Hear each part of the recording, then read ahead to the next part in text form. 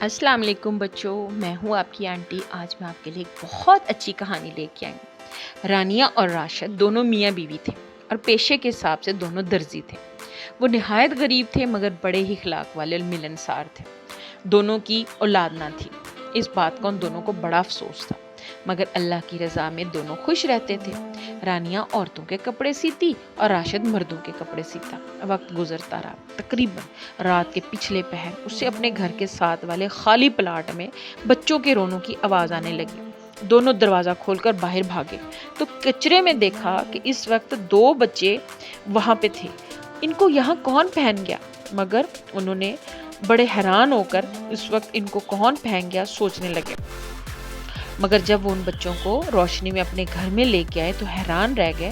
वो बड़े ही अजीबोगरीब बच्चे थे। काले स्याह रंग की बड़ी बड़ी आंखें, जिस्म पर काले काले बाल, मोटे से अजीब से। राना उनको देखकर डर गई। मैं कहता हूँ इनको कचरे में फेंको। उसने कहा नहीं नहीं, ऐसे लगता है राशिद ये बच्चे भूखे हैं, मैं इनको नहीं फेंकूंगी। वो फटाफट दूध गर्म करने लगी और दोनों बच्चों को चमची से दूध पिलाने लगी। दूध पीकर बच्चे सो गए और वो जब तक इनके वालिदैन का पता नहीं लगता मैं इनको कचरे में नहीं फेंकूंगी। वक्त गुजरने लगा। वो इन बच्चों को लेने कोई भी ना आया और वो बच्चे रानिया से मानूस हो गए। मगर जैसे ही कोई उनके घर में आता वो बच्चे गायब हो जाते। किसी को नजर ना आते, सिर्फ रानिया को नजर आते कि वो कहाँ पे हैं।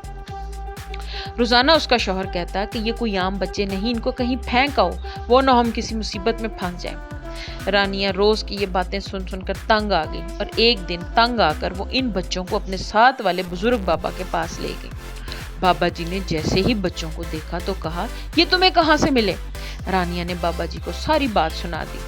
बाबा जी, ये मुझे वहाँ कचरे के ढेर से सुना दी, कचरे के ढेर से मिले हैं, मैं तो इनको लोगों से छुपाती फिरती हूँ। बाबा जी बोले, ये जिन के बच्चे हैं, किसी इंसान के नहीं। वो खुद इन्हें तुम्हारे हवाले कर गए हैं। उनको पता है कि ये बच्चे कहाँ पे हैं।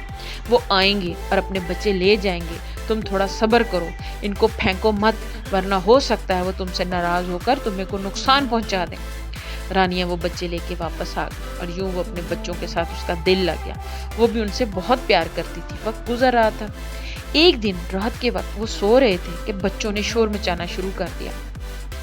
रानिया और राशिद दौड़कर बच्चों के पास गए तो देखा वहां पे दो लंबे लंबे साए खड़े थे और दोनों बच्चों से प्यार कर रहे थे। रानिया और राशिद डर गए। तुम दोनों डरो मत, ये हमारे बच्चे हैं और हम जिनजादे हैं। जब ये पैदा हुए तो हमारे दूसरे दुश्मन कबीले ने हम जिनों पर हमला कर दिया और हमने अपने बच्चे कचरे में फेंक दिए और वापस चले गए। अब हमारा उधर सारे मामला दुरुस्त हो गए हैं। अब हम उन बच्चों को लेने आए हैं।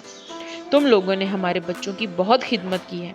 हम तुम दोनों से बहुत खुश हैं, मगर अब हमें ये बच्चे ले जाने होंगे। नहीं नहीं, मैं तुम्हें ये बच्चे नहीं दूंगी, रानिया ने आगे बढ़ते हुए कहा। जिनजादी आगे बढ़ी और उसने रानिया के सर पे प्यार से हाथ फेरा और बोली, ऐ लड़की, ये जिन के बच्चे हैं, तुम्हारे साथ नहीं रह सकते। तुम्हारे लिए भी और इनके लिए भी बहुत सी मुश्किलात बढ़ जाएंगी। इनको इनके वापस जाना होगा ताकि ये अपने माहौल में रह सके और तुम अपने माहौल में रह सको। जिनजादी ने रानिया को बहुत प्यार से समझाते हुए कहा और रानिया से बोली कि इंशाल्लाह मैं तुम्हारे पास दोबारा आऊंगी। मैं तुमसे बहुत खुश हूँ। मैं इंशाल्लाह तुम्हारी मदद करने आऊंगी। और वो दोनों इन बच्चों को लेके हवा में गायब हो गया। रानी उन बच्चों के जाने के बाद बहुत उदास रहने लगी। उसके चेहरे की सारी रौनक खत्म हो गई। वो हर वक्त बीमार रहने लगी। कुछ दिन गुजरे तो वही जिन जाती दोबारा उसके पास आई और बोली और उसको एक तावीज़ दिया, ये खा लो, अल्लाह ने चाहा तो तुम्हारी गोद भी भरी हो जाएगी। ये हमारे बुजुर्गों का तावीज़ है जो कभी ज़ाया नहीं जाता।